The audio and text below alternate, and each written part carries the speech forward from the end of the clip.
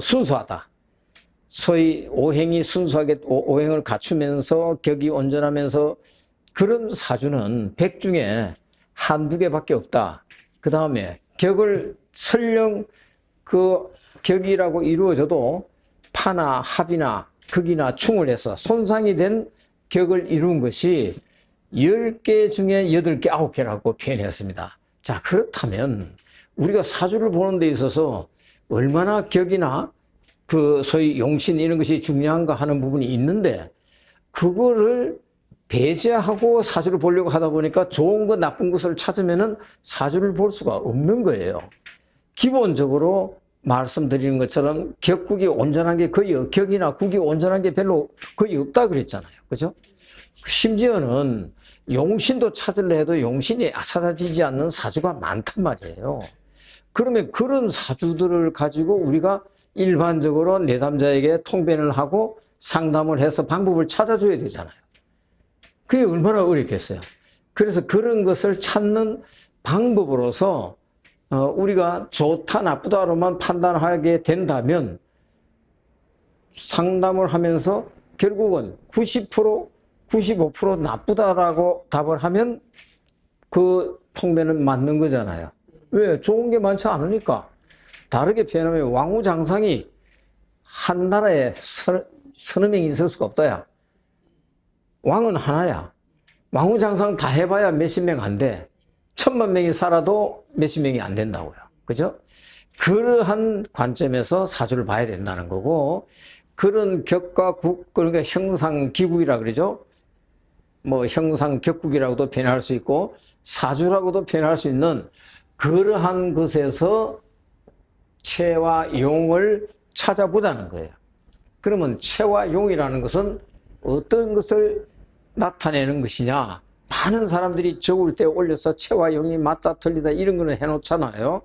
그런데 그것이 체와 용이라는 의미로만 활용되는 것은 아니고 한마디로 체용은 여러 가지로 하나로 단정할 수 있다. 한마디로 또는 한 가지의 방법으로 체와 용을 표현할 수 있다는 것은 없다. 그러니까 여러 가지로 표현할 수 있다는 것을 나타내면서 여기서 말하는 체와 용이라는 것은 결국 체가 있으므로 용이 나올 수 있는 거고 용이 있으므로 체가 나오는 거예요. 그래서 이거는 상호 불가분의 관계에 있다는 거예요. 자, 그런 의미를 한번 살펴보도록 하죠. 도에는 이 도유 체용이 있다. 이 약자로 썼습니다. 도유 체용. 불가이 일단으로 일단야. 그 다음에 중요한 것은 요제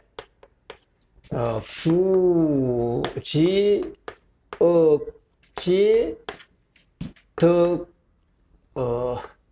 덕기의다 이렇게 표현을 해놨어요.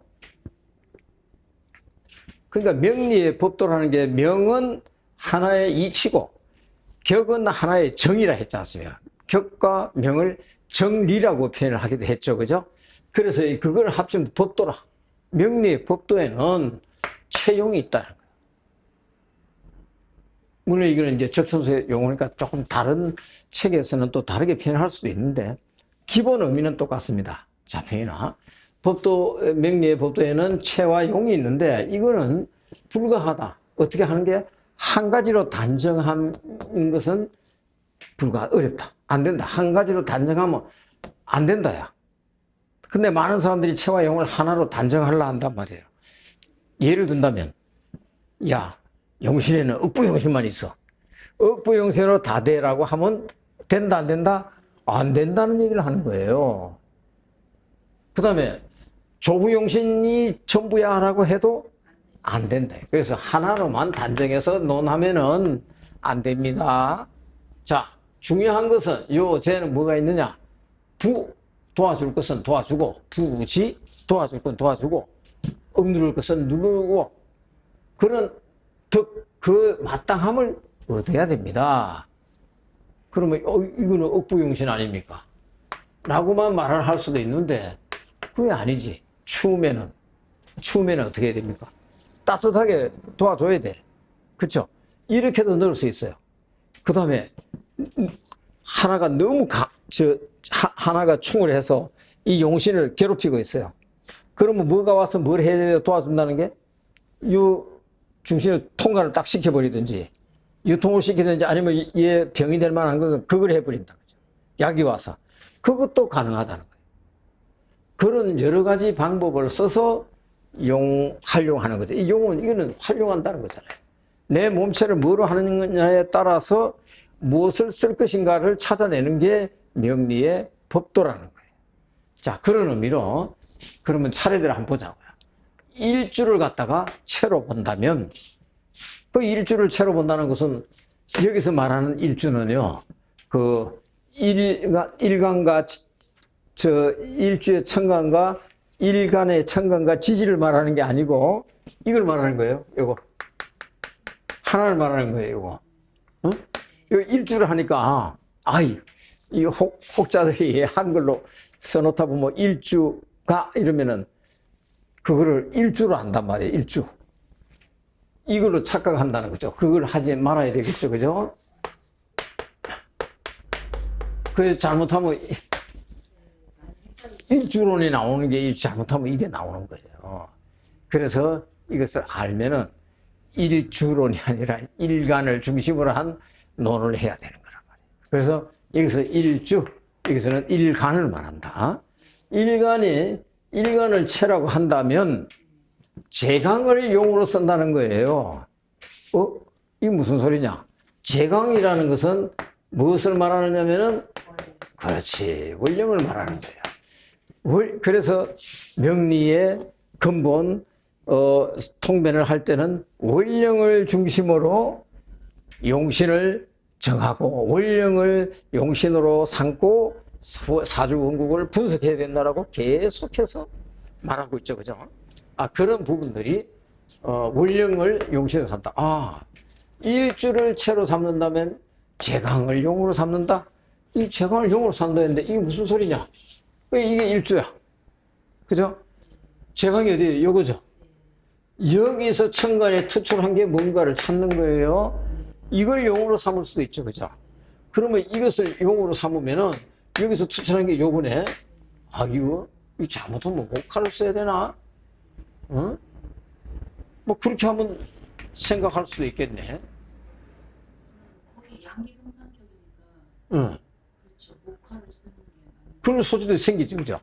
이제 그러니까 원령을 용으로 쓴다. 그러니까 원령에서 천간에 투관한 것을 격으로 잡는다 이랬잖아요. 그래서 격도 온전한 격이 거의 없다 했잖아. 전부 어떤 손상이 되거나 합이 되거나 충이나 극이 되든지 뭐 여러 가지 형을 하고 있다든지 이런 게 많단 말이에요. 그것도 괜찮은 거라. 그것조차도 없는 사람이 많다. 격을 잡으려도 격도 못 잡고 용신을 잡으려도 용신이 안 보여. 그런 사주는 비교적 넉넉하죠. 근데 거기서 머무르지 않고 또 어떻게 한다? 거기서 다시 세운이나 대운에서 좋은데 뭐 그건 괜찮은 거야. 그때는 또 발복할 수 있어. 라고 우리는 통변을 해야 된다는 거예요. 자, 그런 의미로 이제 일주를 채로 하면 제강이 용을 한다. 그럴 때 일주를 채로 했잖아요. 일주가 본래 자기 몸체야. 그럴 때는 제강의 식재관을 용한다 이거예요. 그러면 제강의 식재관인데 일주가 왕하면 제강의 식재관이 제강인데 여기에 식재관이 있다면 일주가 왕할 수가 있나요, 없나요? 쉽지가 않잖아요. 여기 식재관이 있을 수가 없지. 무슨 소리예요? 천간에 투관한 것을 말하겠죠. 그죠? 그래서 기본적으로 일주가 왕할 때는 원령에서 투관한 식재관을 용으로 삼을 수 있다. 만약에 원령에서 투관한 식재관이 없어. 그럴 때는 어디서 또 용을 잡을 수 있겠습니까? 다른 데에서 잡아요. 대운이나 세운에서 오면 그 시기에는 발복하죠. 그렇죠? 여기서 그냥 그대로 연결시켜버려도 괜찮아요.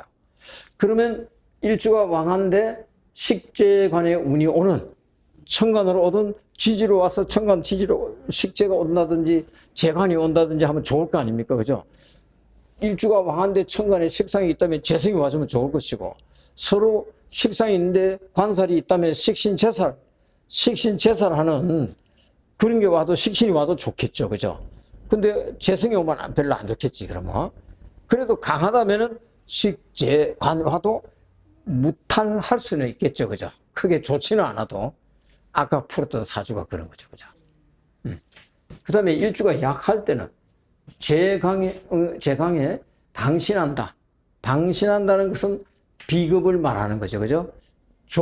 도와주는 거는 인수를 말하는 거죠. 그죠? 그래서 그런 것으로, 방신하는 것으로, 용할 수 있다. 여기서 말하는 이걸 용신이냐? 사실상 용신으로 봐도 됩니다. 그래서 여기에 보면은 희신을 용한다. 이런 용어가 나오거든요. 희신을 용한다. 이게 무슨 말이야? 희신을 용한다는 것은 나에게 기쁜 것을 용한다 이랬잖아요. 그래서 희신과 용신을 병행해서 쓴다 해도 크게 틀리지 않는다는 거예요. 그죠? 희신을 용한다야. 희신과 용신이 따로 있다. 분리하는 경우도 있죠.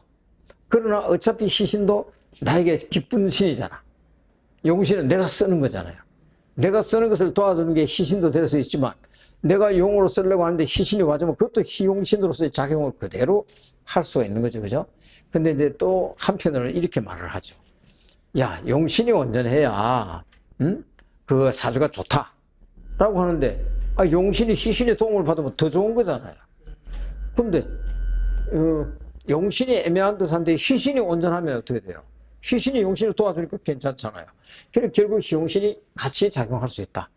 그래서 여기 이제 원래 이게 1번입니다. 1번. 일주를 채로 잡고 월령에서 투관한 것을 그 일간이 강하냐 일간이 약하냐에 따라서 잡아볼 수 있다. 그 요거만 있는 게 아니지. 사실은 조후도 잡을 수 있고 병약도 잡을 수 있죠. 그죠? 충이 돼 있으면 요거 충하는 거, 또 월령을 또 극하거나 충하는 게 있다면 충하는 것을 살짝 생하거나 충하는 놈을 합해버리거나, 충하는 놈을 월지가 아니면 천간에도 충하는 놈이 있으면 충하는 것을 갖다가 급제가 탁, 그럴 수 있잖아요. 극하는 거. 칠사를 갖다가 급제가 탁 합을 해버리거나 급점한다. 급제가 딱 잡아버리는 거죠. 그러면 괜찮은 거잖아요. 그 시기는. 그래서 그 세운과 대운도 살핀다는데 여기서 다양한 게 나오죠. 일주가 왕한데 일주가 비급이 많으면서 인수가 왕해서 일간이 왕하는 사주라면, 그러면 뭐를 써야 되겠습니까? 인수가 많으면 재성을 써야지 뭐. 그렇잖아요. 그러니까 식재관 중에서 골라서 쓰는 거죠. 비급이 왕하다면, 비급이 왕성한 일간이 왕한 사주라면 뭘 써야 되겠습니까? 그렇죠. 재관을 써야겠죠. 그죠? 그 다음에, 일주가 왕한데, 소위 식상이 있다면 뭘 써야 되겠습니까? 재성. 그렇죠. 식상에 쓰면 재성을 쓴다요. 그렇게 다 풀어나가는 거예요. 그러면 일주가 약하면은 방신을 해야겠죠. 그죠? 식상이 많아서 일주가 약하다면 뭘 써야겠습니까? 식상이 많아서 일주가 약하면 인수해줘. 인극식을 해줘야 되니까. 그죠? 재성이 많아서 일주가 약하다면. 그렇죠. 비급이죠. 그렇게 분리를 해 나가는 거예요. 그래서 이제 그런 부분을 쭉 했는데, 이제 그 전부 다가, 그 다음에 이런 것도 있네. 일주가 왕하고 간성이 가벼운데 인수가 중중하면 재성이지 뭐. 그 무조건, 그죠? 근데 약할 때는 관살이 만약에 관살이 많아서 약하다면 뭘 써야 되겠습니까? 관살이 많아서 약하면 일주가 약한 거죠? 예. 약간 인성. 그렇죠. 관인상생. 그죠? 그 다음에 또, 예를 들어서 식상이 많으면 인수라 했죠. 그죠? 그 다음에 또 재성이 많으면 비급이라 했어요. 그죠? 그 다음에 일주와 관살이 서로, 그러니까, 신살양정이라 그러죠. 둘 다 강할 때는 뭘 쓴다? 식신을 한다. 맞아. 그런 게 이제 우리가 이거 하다 보니까 용신 쓰는 거잖아요. 그죠? 또 이제 이게 하나 또 나오는 거는 뭐냐면은, 합파가, 이 밑에 이제 설명이 나오니까, 합파는 또 밑에서 한번 해보자고요. 그래서 이거는